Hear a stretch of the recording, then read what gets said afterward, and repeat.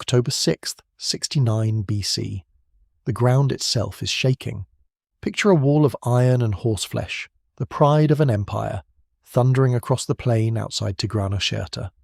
Mail flashes, lances lower, thousands of riders move as one. These are Tigranes' Cataphracts, the armoured cavalry he trusts to finish the battle. Behind them stretches a coalition ancient writers would count above 100,000. Across the river, Lucullus has roughly 11,000 Romans. For a heartbeat, they look unstoppable. Then something breaks. The great armoured wall does not crash into the Romans, it turns. With loud cries, the riders drive back toward their own infantry, before Lucullus's descending cohorts reach them. Ancient accounts give different first sparks, fleeing cataphracts or panicked baggage carriers, but preserve the same nightmare. Horses, packs, infantry and cavalry slam into one shrinking space. Men vanish beneath hooves. Shields splinter. Dust swallows standards. Commands disappear. The rear ranks cannot see what began the disaster. They see only their strongest cavalry coming back. The line buckles. Then a giant army begins collapsing into itself. Hours earlier, Tigranes had laughed at that tiny force.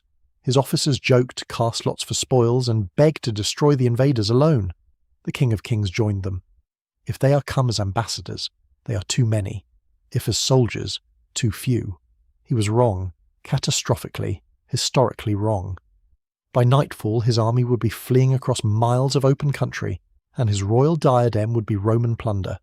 Soon the capital built to display his power would be opened from within, and the famous explanation is wrong. Roman swords did not trigger this rout by hacking through horses' legs. The real weapon was an exposed hill, a movement Tigranes mistook for retreat, and panic moving faster than command. This is the brutal story of how roughly 11,000 Romans shattered the giant army sent to bury them, before most of it could fight. This is the Battle of Tigranocerta. If you love brutal real history, subscribe now, because the truth behind this victory is even more extraordinary than the legend. To understand how this collapse became possible, you have to understand the world that produced it. A world in which Rome had been entangled for nearly 20 years with the most resilient enemy it had faced in the East.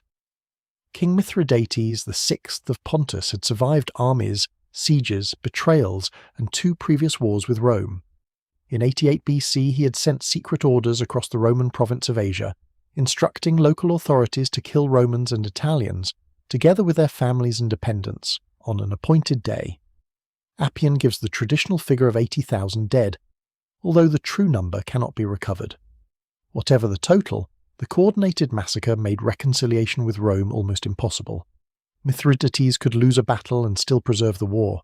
When one army was destroyed, he raised another. When a city fell, he escaped by sea. When Roman commanders believed they had trapped him, he found another frontier, another ally, or another kingdom willing to keep him alive. By 71 or 70 BC, that road led into Armenia. The man sheltering him was his son-in-law, Tigranes II, Tigranes the Great. Over decades of conquest, Tigranes had built a dominion stretching from the Caspian region toward the Mediterranean. He had taken Syria from the weakened Seleucid dynasty, humbled neighbouring rulers, and surrounded himself with subordinate kings.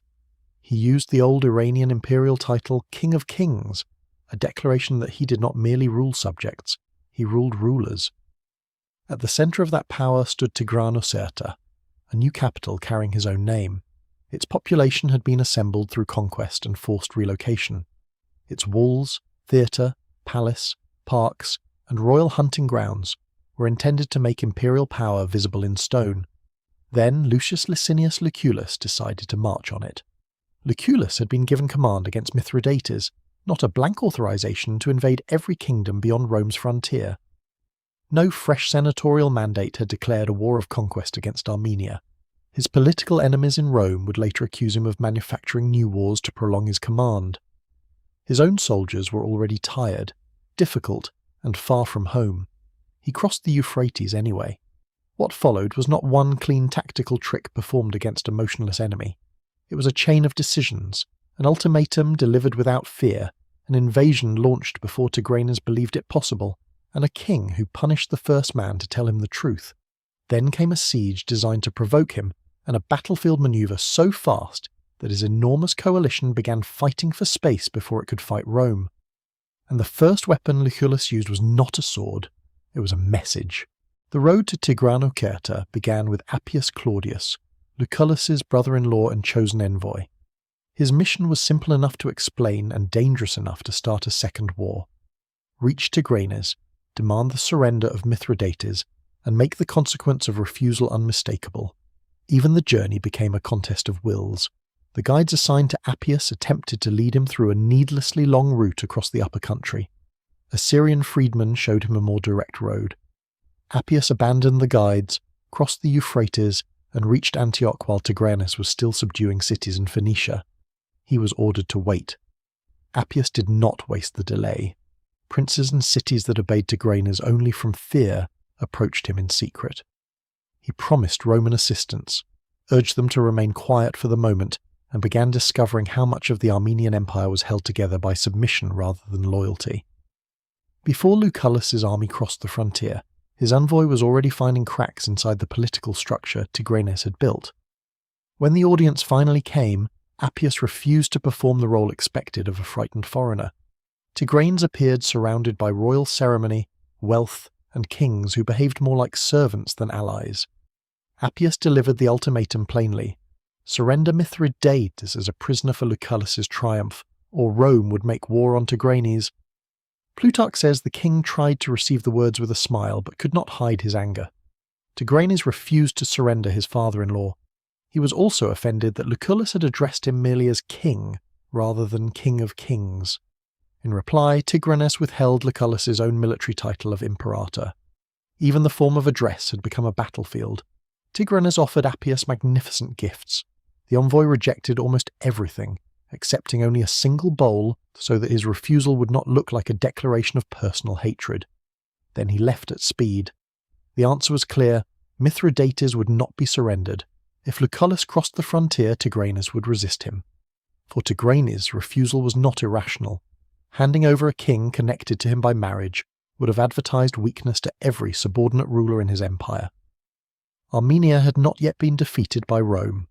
Its mountains were immense, its cavalry powerful, and its resources far beyond those of the fugitive King Lucullus had just driven out of Pontus. The dangerous mistake was not refusing the ultimatum. It was assuming that the refusal could not bring a Roman army to his capital quickly. Lucullus moved before that assumption could change. Plutarch places his invading force at 12,000 infantry and fewer than 3,000 cavalry when it set out for Armenia. Appian gives a still smaller campaign figure of 2 legions and 500 horse. These totals probably count different formations and moments, but both traditions preserve the same strategic reality. Lucullus advanced with a compact veteran army into a vast kingdom whose ruler did not believe the invasion was actually happening. He crossed the Euphrates, passed through Sophene, crossed the Tigris, and drove forward in forced marches. He generally demanded supplies rather than treating every community along his route as an enemy. Speed mattered more than devastation. Every day Tigranes remained uninformed was another day the Romans moved closer to the capital. Then a messenger reached the king. The news sounded impossible. Lucullus had crossed into Armenia and was advancing. Tigranes had the messenger executed. Plutarch says the first man who reported the invasion lost his head. After that, no one else wanted to bring the king bad news. The result was an information blackout created by Tigranes himself. While Roman troops were already moving through his territory, he continued listening to flatterers who insisted Lucullus would never dare come so far. Eventually the evidence became impossible to suppress. Mithridates, one of the first men willing to speak honestly, was ordered to stop the invasion. Plutarch gives him 3,000 cavalry and a large infantry force. His instructions were not cautious. He was to capture Lucullus alive and trample the Roman army beneath his men. The Romans were still establishing their camp when scouts reported the approach. Lucullus remained behind to organize the divided columns, while Sextilius took 1,600 cavalry and roughly the same number of light and heavy infantry forward. Sextilius initially intended to wait until the Roman camp was secure. Mithridates charged before he could do so. The first Armenian attack ended in disaster. Mithridates was killed in the fighting, and most of his force was cut apart or scattered. In a separate action, Sextilius struck a large Arab contingent as it attempted to join Tigranes and killed many of its men. At nearly the same time, Murena caught Tigranes moving through a narrow defile, attacked the long column, captured prisoners, and seized the royal baggage while the king escaped. These were not yet the great battle. They were warnings. Tigranes had lost forces, baggage, time, and freedom of movement before he had fully assembled the army meant to defend his capital. He abandoned Tigranocerta and withdrew toward the Taurus Mountains to summon the manpower of his empire. Mancaeus was left to command the garrison. Lucullus moved against the city, confident that a threat to Tigranes' new capital would force the king to fight on Roman terms. Tigranocerta was built to make a statement. Plutarch describes Greeks removed from Cilicia and other coerced settlers, including Cappadocians, Assyrians, Gordiani, and people from Adiabene. Appian says Tigranes had ordered principal inhabitants to transfer themselves there under threat of losing their property. This was not merely urban growth, it was population used as imperial architecture. The fortifications matched the ambition. Appian gives the walls a height of 50 cubits, roughly 23 metres, and says they were wide enough to contain stables for horses. Outside stood a royal palace, parks, fish ponds, and enclosures for animals. A theatre awaited formal dedication. Wealth and votive offerings poured into the city because princes and private citizens competed to decorate the king's creation. But impressive walls did not mean a united population. The Romans dug trenches, moved siege engines toward the defences, and began undermining the walls. The garrison answered aggressively. Cassius Dio records that archery inflicted serious damage and that defenders poured naphtha over Roman engines. The petroleum-based incendiary clung to timber and burned fiercely, making it difficult to extinguish. Rams, towers, and men approaching under wooden protection suddenly faced fire as dangerous as the stonework itself. The siege was not entirely sealed. Appian says Tigranes sent about 6,000 cavalry toward the city. They broke through the Roman line, reached a fortified tower, and carried away members of the royal household who had been trapped inside. It was a sharp Armenian success, proof that the defenders and relieving forces were still capable of coordinated action when given a clear objective. Lucullus continued the siege because the city was more than a target. It was bait. When Tigranes finally returned across the Taurus with his gathering army and appeared above the plain, the pro-Armenian population and defenders inside Tigranocerta answered with shouting and commotion. Plutarch says people on the walls pointed threateningly toward the Armenian host for the Romans below to see. The message was obvious. The besiegers could now be trapped between a fortified city and the army arriving to relieve it. The deeper divisions inside Tigranocerta would surface only after that army was defeated. Outside the walls, however, Tigranes' confidence was growing with every contingent that arrived. Armenians and Gordiani joined him. The kings of Media and Adiabene brought their forces. Arabs came from the south, Albanians from the Caspian region, Iberians from beyond them, and other peoples from around the Araxes entered the coalition. The banquets and councils around Tigranes filled with predictions of victory. Two experienced voices urged him not to risk a pitched battle. Mithridates advised using cavalry to devastate the countryside and starve the Romans, repeating the strategy Lucullus had used against him at Cyzicus. Taxiles, sent from Mithridates, also warned Tigranes to remain defensive and avoid the Roman legions in open battle. At first the king listened, then more troops arrived. Numbers changed the atmosphere inside the command tent. Caution began sounding like cowardice. Taxiles risked his life by continuing to oppose a battle, while Mithridates' advice was dismissed as jealousy. Tigranes advanced before his father-in-law could join him, reportedly complaining that he would have to fight Lucullus alone rather than all the Roman generals together. How large was the army that followed him? The honest answer is that no surviving total can be trusted without qualification. Plutarch preserves figures attributed to a letter from Lucullus to the Senate. 20,000 archers and slingers, 55,000 cavalry, including 17,000 mail-clad riders, and 150,000 heavy infantry. He adds 35,000 road builders, bridge workers, foresters, and other support personnel drawn up behind the combatants. That produces approximately 260,000 people in the displayed host. Appian gives an even larger fighting force, 250,000 infantry and 50,000 cavalry. His total is not more conservative than Plutarch's. It is larger, and it was written long after the battle. Another fragment, attributed to Phlegon of Tralles and preserved centuries later by Photius, gives 40,000 infantry and 30,000 cavalry. Some scholars use its total of 70,000 as a lower estimate for Tigranocerta. Yet the text survives only through a compressed and fragmentary transmission, so it cannot settle the question by itself. Modern historians therefore disagree sharply. A major modern reassessment argues that the extreme imbalance, the grotesque Armenian panic, and the humiliation of the Cataphracts were shaped by Roman propaganda favourable to Lucullus. The exact totals may be unreachable. The safe conclusion is simpler. Tigranes fielded a coalition substantially larger than the Roman force, but the famous ancient numbers should be treated as claims, not measurements. The Roman battle force can be stated more precisely only because Plutarch describes Lucullus dividing it. Murena remained at the siege with 6,000 infantry.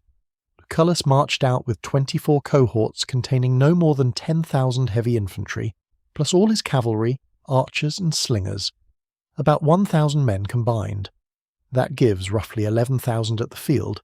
Frontinus later says Lucullus had no more than 15,000 armed men, while Eutropius gives 18,000. Different authors may be counting allied troops, support personnel, or different moments of the campaign. Whatever number a narrator chooses, the imbalance remains dramatic. But it was not a clean equation of 15,000 against a scientifically known 100,000. It was a small, veteran Roman field army confronting a much larger coalition, whose true size became part of Lucullus's political legend. The most visually intimidating troops stood with Tigranes' cavalry. The Cataphracts were heavily protected riders armed with long spears. Horse armour existed in the region, but the surviving battle accounts do not establish how many mounts at Tigranocerta carried it. Their strength came from momentum, reach, formation, and the terror produced by a mass of armoured cavalry moving together. Used on suitable ground with space to advance, they were among the most formidable troops in the region. The two armies converged beside a river near Tigranocerta, often identified with the ancient Nicephorus. Its exact modern identification is tied to the unresolved location of Tigranocerta itself. Arzan, east of modern Batman on the Gazan Su, is a leading modern candidate, but other locations have been proposed. The battlefield can be reconstructed in broad lines more confidently than it can be pinned to one undisputed point on a modern map. Lucullus camped on a broad plain by the river. From the Armenian position, his force looked almost insignificant. That sight released every boast Tigranes' court had been holding back. Officers mocked the Romans, commanders cast lots for the expected plunder. Kings asked Tigranes to let them handle the victory alone while he watched. Tigranes joined the performance. "If they are come as ambassadors," he said, "they are too many. If as soldiers, too few." The joke continued until daybreak. Then Lucullus led his men out under arms. The river curved west near an easier ford. Lucullus moved rapidly in that direction, making his advance appear like a retreat. Tigranes called Taxiles over and laughed that the supposedly invincible Roman infantry was fleeing. Taxiles watched more carefully. Plutarch reports him answering that Roman soldiers did not expose polished shields and uncovered helmets when they were merely marching. The brightness of their equipment meant they were preparing to fight. While he was speaking, the first Roman eagle came into view. The standards wheeled back toward the river. Cohorts began forming for the crossing. Tigranes' laughter stopped. "Are the men coming against us?" he cried, repeating the question as his coalition scrambled into order. The king took the centre. The king of Adiabene commanded the left. The king of the Medes took the right, with most of the mail-clad cavalry positioned before that wing. One final warning came from Lucullus's own officers. The date was considered unlucky, the anniversary of the Roman catastrophe at Arusio in 105 BC, when forces associated with Caepio and Malleus had been destroyed by the Cimbri. Lucullus refused to delay. "I will make this day too a lucky one for the Romans." Then he crossed the river. Lucullus led the crossing in person. Plutarch describes him wearing a breastplate of glittering scales and a cloak with hanging tassels. As the Romans reached the opposite bank, he drew his sword. The gesture carried an immediate order: close the distance quickly. Tigranes' army contained thousands of archers and slingers according to the largest ancient totals. A slow advance would give those missile troops time and space to work. Lucullus wanted the opposite. He intended to cross, form and drive into the danger zone before the Armenian command could turn its numerical advantage into a controlled storm of arrows and stones. Speed was not merely aggression, it was protection. Ahead of the Romans, Tigranes' coalition was still trying to settle into battle order. Different kings commanded different wings. Contingents had arrived from distant regions, bringing their own officers, equipment, and methods of fighting. Plutarch describes the deployment as confused. Frontinus later makes the same general point more sharply. Lucullus attacked before the enormous enemy line had properly organised itself. That was the first Roman advantage. Tigranes possessed more men. Lucullus possessed more usable minutes. The second advantage was visible in the ground. Near the Armenian right stood a considerable hill. Its summit opened into a broad level space. Plutarch places the approach at only 4 stadia, less than a kilometre, and says it was neither rough nor especially steep. The bulk of the mail-clad cavalry stood at the hill's base. The position looked impressive from the front. Armour, horses, and long spears guarded the right wing, but the height behind them was either unoccupied or insufficiently protected. If Roman infantry reached that summit, the Cataphracts would no longer be facing a threat from one direction. They would have cavalry pressing their flank and infantry descending from higher ground. Lucullus divided the problem. He ordered his Thracian and Gallic horsemen to attack the armoured cavalry on the flank. Plutarch says they were to parry the Cataphracts' long spears with short swords. The point was not for lighter cavalry to meet the charge head-on. It was to deny the long lances a clean line, force the riders to turn, and make the formation react while Roman infantry moved toward the hill. Plutarch portrays the long spear as the mail-clad rider's only useful answer in that moment. That is probably rhetorical exaggeration. Heavily armoured cavalry could carry other weapons, but the tactical dependency is real. A long lance is most dangerous when the rider has alignment, momentum and room. Attack the formation from the side, force it to change direction near rising ground, and much of that advantage disappears. While the cavalry moved, Lucullus took 2 cohorts toward the hill. He did not point from safety and send them forward. He climbed with them in armour. His soldiers could see their commander ahead, enduring the same ascent and pressing them to keep pace. In an army facing overwhelming numbers, that visibility mattered. The manoeuvre could not be cautious. If the Armenians recognized the danger and occupied the summit first, the opportunity would close. The Romans reached the top. Lucullus moved to the most visible point and shouted down to his soldiers, "The day is ours, the day is ours, my fellow soldiers." It sounded like a declaration of victory before the decisive fighting had begun. But from the summit, the battlefield had changed. The armoured cavalry below was no longer an impenetrable wall. It was a formation caught between threats, with a dense mass of friendly troops occupying the space behind it. Lucullus led the cohorts down. This is the moment that has produced the most persistent false version of Tigranocerta. Plutarch says Lucullus ordered the men not to throw their javelins. Instead, they were to close with individual opponents and strike at the enemy's exposed legs and thighs, the exposed parts of the mail-clad horsemen, not the legs of their horses. The difference is not small. It destroys the popular image of legionaries deliberately chopping through equine knees and creating a stampede of crippled animals.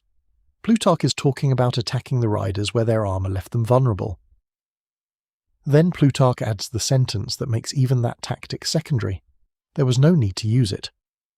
The Cataphracts did not wait for Lucullus's infantry to reach them. With loud cries, they turned and fled. Plutarch says they drove themselves and their horses into the infantry behind them before that infantry had begun to fight. The first collapse occurred without the descending cohorts carrying out the anatomical attack Lucullus had ordered. Plutarch does not give us a clinical explanation for the panic. He does not tell us that horses saw a particular object, that riders suffered a calculated psychological shock, or that a Roman blade caused the first turn. He gives us a sequence: flank attack ordered, hill seized, Roman infantry descending, armoured cavalry refusing contact, and the fugitives colliding with their own line. That sequence is dramatic enough. It does not need invented horse physics, but Plutarch is not our only account, and Appian describes the opening differently. In Appian's version, Lucullus notices a hill behind Tigranes and uses his cavalry to create the opening. Roman horsemen ride forward to harass the enemy. Then they retire as Armenian cavalry comes after them. Believing the Romans are giving way, the pursuers press forward and lose their original formation. The movement is simple, fast, and dangerous.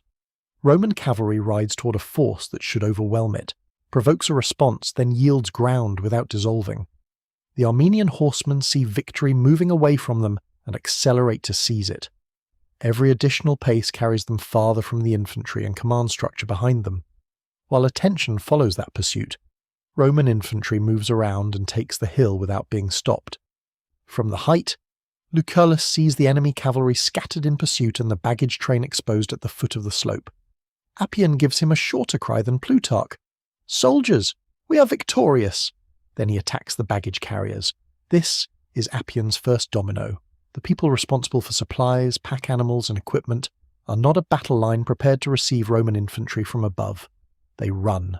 Their flight carries them into the infantry. The infantry recoils into the cavalry. Men and animals crowd together so tightly that, in Appian's words, many cannot even see where the disaster began. Roman cavalry then turns on the Armenian horsemen who had pursued it too far. Appian's account is not simply Plutarch with different decoration. In Plutarch, the Cataphracts recoil into the infantry, before close combat with the descending cohorts. In Appian, a cavalry lure, an unobserved seizure of the hill, and an attack on the baggage create a broader collision among baggage, infantry, and cavalry. Frontinus preserves a compressed third version.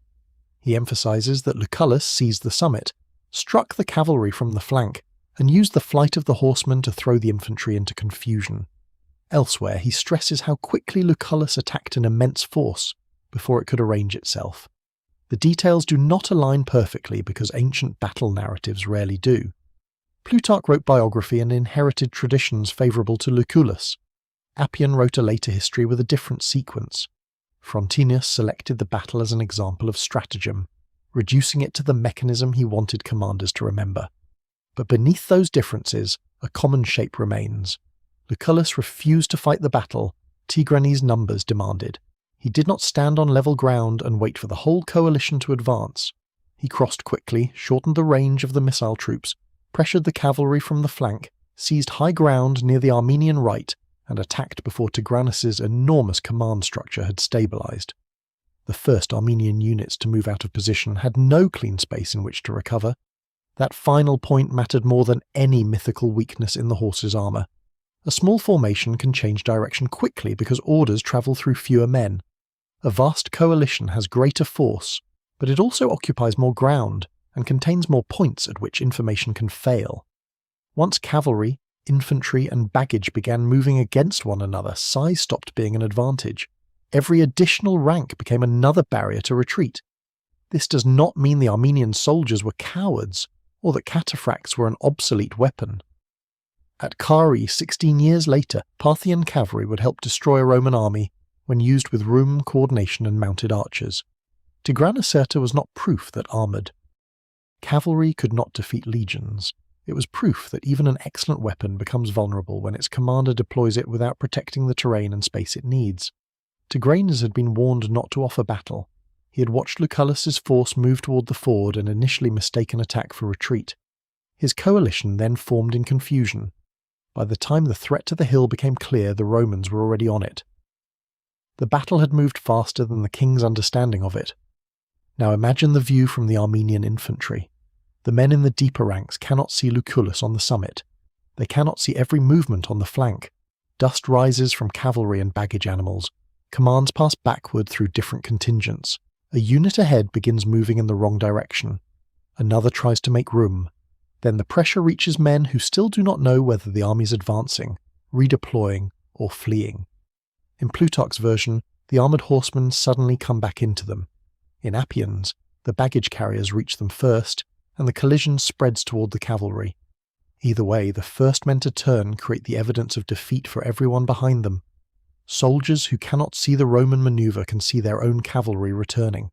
Men who cannot hear the king can hear panic. Units that might have held in isolation begin reacting to the movement of neighbouring units. The line bends, then it opens. The relieving army of Tigranes has not yet been annihilated. Most of its soldiers are still alive.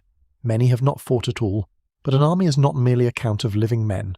It is men remaining in formation, accepting orders, and believing the units beside them will do the same. At Tigranocerta, that belief is now disappearing, and once it disappears, the Romans begin the pursuit. Quick pause before the rout. If you're researching history like this, you're probably browsing archives, forums, and academic databases on networks you do not fully control. Public Wi-Fi at libraries, airports, and hotels can be especially exposed. That's why I use NordVPN. It encrypts your connection and masks your IP-based location, adding a practical layer of privacy while you browse. Check the link in the description for the current discount and refund terms. Now, back to the moment battlefield panic became a full military catastrophe. The first phase of Tigranocerta was decided by maneuver. The next was decided by pursuit. Plutarch says the great slaughter began when Tigranes' men attempted to flee. The closeness and depth of their own ranks prevented an orderly escape. Men in front could not move through the formations behind them. Men farther back had no clear picture of what was happening ahead. Some were knocked down in the collisions. Others abandoned weapons and tried to force their way toward open ground. But panic alone did not kill the army. Once the formation broke, Roman infantry and cavalry exploited it. Appian says Lucullus had forbidden his men to stop for plunder. Bracelets, necklaces, equipment, and abandoned baggage lay along the route, but the Romans continued the pursuit. Enemy cavalry that had followed the Roman withdrawal too far was caught when the Roman horsemen turned. Units trapped near the hill were struck before they could reform. The killing continued for 120 stadia, roughly 22 kilometers, until nightfall. That distance explains more than any ancient casualty total. This was not one crowded impact followed by silence. It was a long disintegration across open country. The formation failed near the hill. The slaughter expanded during the chase. The small size of Lucullus's army now became an advantage. His men were concentrated, experienced, and still receiving orders. Tigranes' coalition was spreading across the landscape in fragments. Every mile of pursuit separated fugitives from commanders, standards, supplies, and units capable of protecting them. Tigranes left the battlefield early with only a few attendants. The ancient sources give different versions of what happened to his royal insignia. Plutarch says he saw his son in the same flight, removed the diadem, and tearfully gave it to him so that the younger man could escape by another route. The son handed it to a trusted slave who was captured and brought to Lucullus. Cassius Dio instead says Tigranes tore off and discarded his tiara and headband so that the symbols of kingship would not reveal his identity. Both versions were written to dramatize the same reversal. The man who entered the campaign insisting on the title King of Kings escaped by making himself look less like a king. His insignia ended the day in Roman hands. The casualty figures are less trustworthy than the image. Plutarch claims more than 100,000 infantry were killed, and that only a few Armenian cavalry escaped. He gives Roman losses as 5 dead and 100 wounded. Livy reportedly emphasized that the victors numbered less than 1/20 of the defeated. Ancient writers treated the ratio as almost beyond comparison. Those numbers should not be narrated as audited battlefield statistics. They came through Roman literary and political traditions that had every incentive to enlarge Lucullus's achievement. Appian describes a great slaughter, but supplies no matching casualty total. A fragment associated with Phlegon gives a radically smaller figure of 5,000 dead and 5,000 captured. Its fragmentary transmission makes the context difficult, but the scale is still far below Plutarch's claim. The exact body count is unknowable, the outcome is not. Tigranes' relieving army was routed so completely that it could no longer save the capital. Roman losses were presented by the ancient tradition as exceptionally light, but no independent casualty register survives to prove the famous 5 dead figure. From the walls of Tigranocerta, Mancaeus had watched the defeat. His next decision turned battlefield disaster into the loss of the city.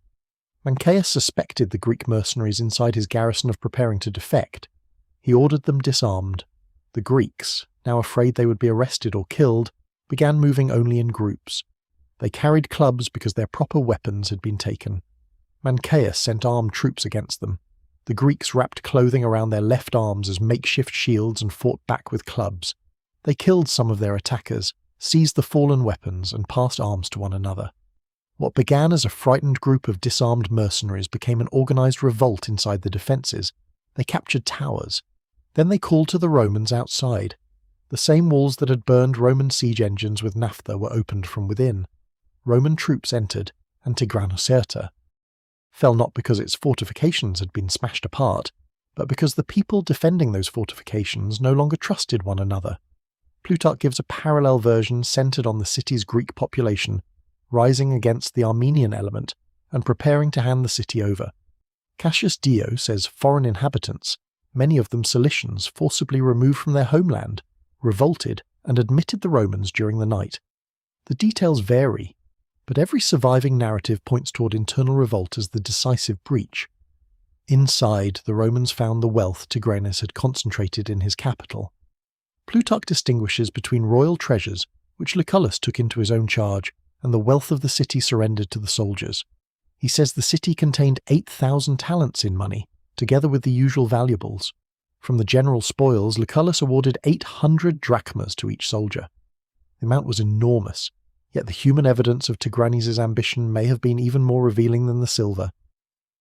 Dramatic artists had been gathered from different places for the formal dedication of the new theatre. The festival planned to announce the capital's completion never occurred in its intended form. Lucullus used the captured performers for contests and spectacles, celebrating Roman victory instead. He also allowed the Greeks and other forcibly relocated inhabitants to return to their original communities and gave them support for the journey. One imperial city began emptying so that many older cities could recover the people Tigranes had taken from them. For Lucullus, October 6th was a masterpiece. He had invaded without waiting for a fresh political mandate and crossed terrain Tigranes believed would protect him. He forced the Armenian king to defend a symbolic capital, then defeated a much larger field army through speed, high ground, disruption, and relentless pursuit. But Tigranocerta did not end the war. This matters because the popular ending, one afternoon destroys an empire and Pompey later collects the surrender, is almost as misleading as the myth about Roman swords cutting horses' legs. Tigranes and Mithridates began raising another army. Appian says Mithridates selected about 70,000 infantry and 35,000 cavalry, largely Armenians, then organized them into companies and cohorts modelled on Roman practice. Pontic officers trained them. Envoys went to Parthia seeking support. The coalition destroyed at Tigranocerta had not simply regenerated overnight, and Appian's new totals may also be exaggerated. But the rebuilding effort proves that Tigranes still possessed territory, manpower, and the will to continue. His kingdom had been wounded, not erased. In 68 BC, Lucullus marched deeper toward Artaxata, the older Armenian capital. Plutarch presents the resulting battle as another Roman victory. Tigranes' cavalry and allied mounted troops gave way before Roman infantry, and the pursuit continued into the night. Cassius Dio preserves a harsher picture of the campaign. Armenian cavalry avoided the Roman infantry, shot backward during withdrawals, and inflicted dangerous wounds with arrows. Supplies became difficult. The weather deteriorated. Plutarch himself describes snow, frost, marshy ground, narrow passes, and horses cut by broken ice. Lucullus wanted to continue to Artaxata itself. His soldiers refused. At first their officers pleaded with him.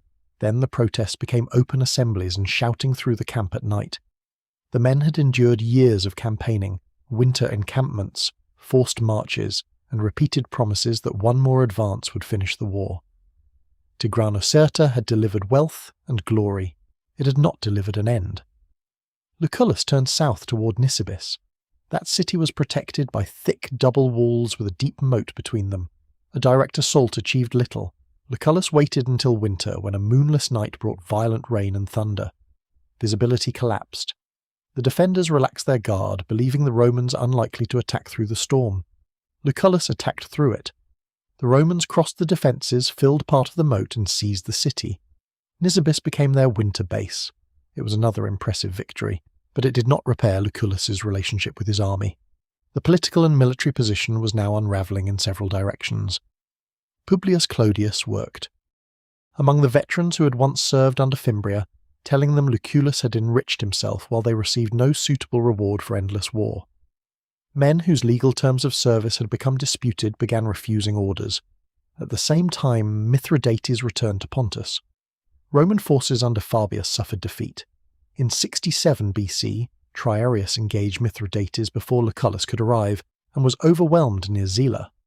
Plutarch says more than 7,000 Romans died, including 24 military tribunes and 150 centurions. The camp was captured. It was one of the worst Roman reverses of the entire war. Lucullus had not personally lost at Tigranocerta, Artaxata, or Nisibis, but a command is judged by more than the battles fought in the general's immediate presence. Mithridates had recovered much of his kingdom, Tigranes remained in the field, Roman detachments had been destroyed, and Lucullus could no longer compel his own veterans to advance. Appian's conclusion is blunt. The war under Lucullus reached no fixed or definite end. In Rome, the question was no longer whether Lucullus had won great victories. He had. The question was whether he could finish the conflict. In 66 BC, the tribune Gaius Manilius proposed transferring the eastern command to Pompey. Cicero, then a 39-year-old praetor and already famous for the prosecution of errors, supported the measure in his first speech delivered before the Roman people as a sitting magistrate. The law passed, giving Pompey extraordinary authority over the war in the eastern settlement. Pompey did not merely arrive to receive 2 waiting surrenders. He reorganized the Roman forces, pursued Mithridates, defeated him, and drove him eastward through difficult country. He then confronted the political crisis inside Armenia, where Tigranes' own son had rebelled against his father. Tigranes came to Pompey in 66 BC and submitted his position to Roman judgment. Appian describes him approaching without a herald, prostrating himself, paying 6,000 talents, and surrendering territories he had gained through conquest. Pompey allowed him to retain the hereditary Kingdom of Armenia. Tigranes remained on the throne as a Roman ally until his death roughly a decade later. Mithridates never surrendered. He escaped to the Bosporan Kingdom in Crimea and began imagining one final campaign, reportedly considering a march toward Italy. His own son Pharnaces led a rebellion. Trapped and facing capture, Mithridates attempted to poison himself, but the drug failed. Ancient tradition attributed this to the resistance he had built through years of testing antidotes. He then asked a Gallic officer named Bitutus to kill him. Mithridates died in 63 BC, not as Pompey's prisoner, but as a king destroyed by revolt inside his last refuge. Lucullus returned to Rome under a complicated shadow. The Senate and many aristocrats considered him wronged by his replacement, but political opponents delayed permission for his triumph for 3 years. He remained outside Rome's sacred boundary while the dispute continued. In 63 BC, the triumph finally came. Mail-clad horsemen and scythed chariots appeared in the procession. Captured commanders, ships, silver, gold, and the diadem of Tigranes displayed the scale of the campaigns. Records showed additional payments to the soldiers. Lucullus covered the Circus Flaminius with captured arms and ended the celebration with a magnificent public feast. It was real recognition, not historical oblivion. Pompey would receive greater power and a wider settlement. Lucullus had delivered some of the war's most brilliant victories. Neither truth requires erasing the other. And at the centre of Lucullus's reputation stood one day near Tigranocerta. A king saw a tiny army by a river, mistook movement for retreat, and discovered too late that the hill behind his strongest wing mattered more than every boast made in his command tent. The Battle of Tigranocerta was not the afternoon an Armenian empire vanished. Tigranes survived, rebuilt forces, fought again, and remained king after submitting to Pompey. Mithridates continued resisting until 63 BC. The war outlived Lucullus's command. That does not make the victory smaller. It makes the real achievement clearer. Lucullus took a veteran field force of roughly 11,000 men in Plutarch's deployment, perhaps more under other ancient counts, and confronted a coalition substantially larger than his own. He did not allow that coalition time to become one coordinated weapon. He crossed quickly, closed on its missile troops, pressured its cavalry, seized high ground, and struck while the Armenian deployment was still unstable. Plutarch, Appian, and Frontinus disagree about the first unit to break and the exact route by which panic spread. None supports the famous massacre of horses by Roman swords. Their common lesson is stronger. Once cavalry, baggage, and infantry began moving against one another, Tigranes' numerical advantage became congestion. Roman discipline then turned congestion into rout, and pursuit turned rout into slaughter. The battle was not won by a magical weakness in armour. It was won by seeing time and terrain more clearly than the enemy. Tigranes looked at the Romans and saw too few men to matter. Lucullus looked at Tigranes' host and saw an army that required space, order, and confidence to use its size. He attacked all three. By nightfall, the Roman force still held together. The relieving army did not. The royal diadem was Roman plunder. Tigranocerta would soon fall. And the joke about ambassadors had become one of history's most expensive miscalculations. Not because numbers meant nothing, because Tigranes never got the chance to use them as one army. If you want to go deeper into stories like this, extended source breakdowns, early access to new battles and behind-the-scenes research, consider joining the channel as a member. It directly supports the work behind every script, and helps Wars in History keep producing cinematic history without sacrificing accuracy.